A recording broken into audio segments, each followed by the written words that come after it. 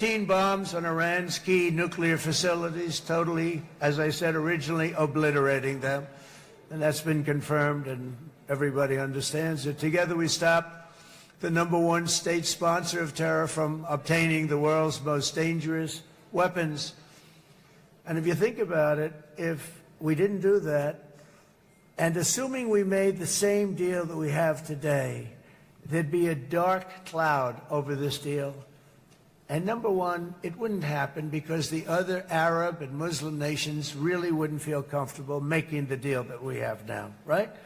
If Iran had that nuclear weapon that they were about 2 months away from having. They would have had it in 2 months or maybe less than that. They were right at, this was our last shot.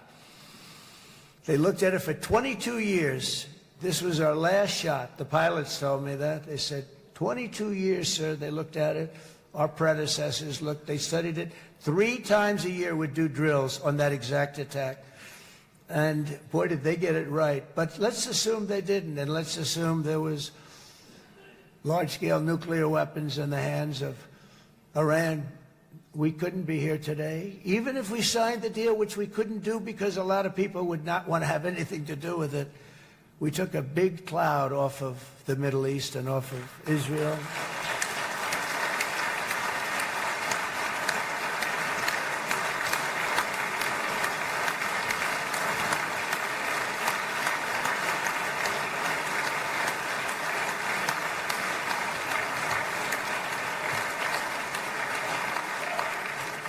And it was my honor to help.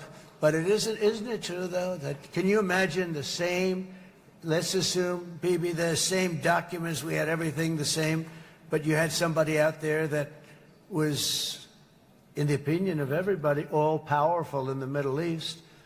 They took a big hit, didn't they? Didn't they take a big hit? Boy, oh boy. They got it from one side, from the other. And you know, it would be great if we could make a peace deal with them. And I think that's big. Would you be happy with that? Wouldn't it be nice, I think?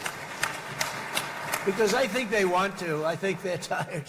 Somebody said, sir, they're starting their nuclear program again. I said, let me tell you something. They're not starting anything. They want to survive. The last thing they want to do is start digging holes again in mountains that just got blown up and start. They're not doing this. They want to survive, okay? But I think we have a chance. Steve, you, and I think Jared, come on, I'll call you back for another one. We always bring Jared when we want to get that deal closed. We bring Jared, but Steve, you and Jared and the General and Pete and Marco, you'll get that deal done easy. I think that'll be easy. But first we have to get Russia done. We got to get that one done. If you don't mind, Steve, let's focus on Russia first, all right? We'll get it done. In Lebanon, the dagger of Hezbollah, long aimed at Israel's throat, has been totally shattered.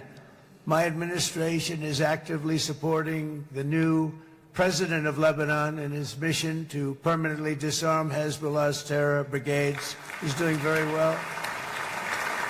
And build a thriving state at peace with its neighbors. And you're very much in favor of that, I know. And it's good things are happening there, really good things. And with this week's ceasefire, we've achieved the most challenging breakthrough of them all. The most challenging breakthrough maybe ever. I mean, I've never seen anything like it. I've been involved in a lot of success.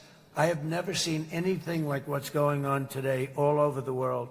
People are dancing in the streets, not just in Israel.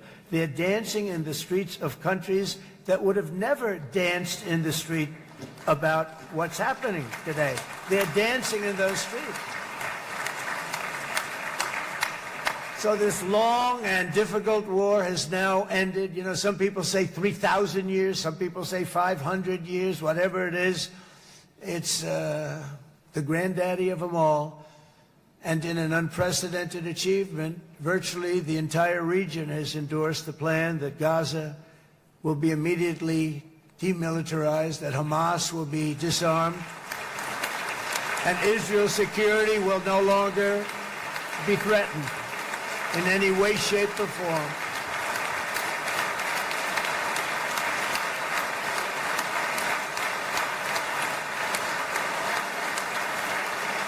So Israel, with our help, has won all that they can by force of arms. You've won. I mean, you've won. Now it's time to translate these victories against terrorists on the battlefield into the ultimate prize of peace and prosperity for the entire Middle East. It's about time you were able to enjoy the fruits of your labor. Mr. Opposition Leader. He's a very nice opposition leader. I think, no, he's a nice man. Bibi, he's a nice man. Good. He knows what he's doing, right? No, a very nice guy.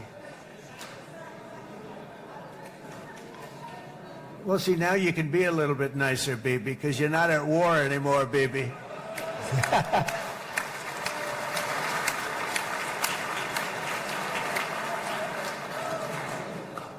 But only by embracing the opportunities of this moment can we achieve our goal of ensuring that the horrors of recent years will never happen again. You don't want to have to go through this again. 8 years ago, I came to this region on a very special first trip abroad as the President of the United States. I came here very early at your request. I addressed the leaders of the Arab and Muslim world gathered in Saudi Arabia and said that it was time to build a future free of the grip of extremism and terror. And interestingly, right now, as soon as I'm finished, I'm quite late. You've kept me quite late between opposition leaders and Bibi's brilliant but very long speech. I thought I was going to run up here, make a speech, and then head to Egypt. It didn't work out, though. And you made a pretty long one, too, sir.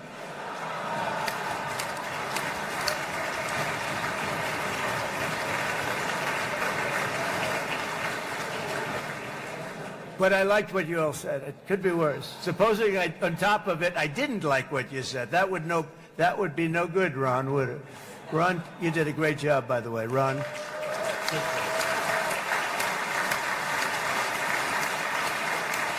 Yeah.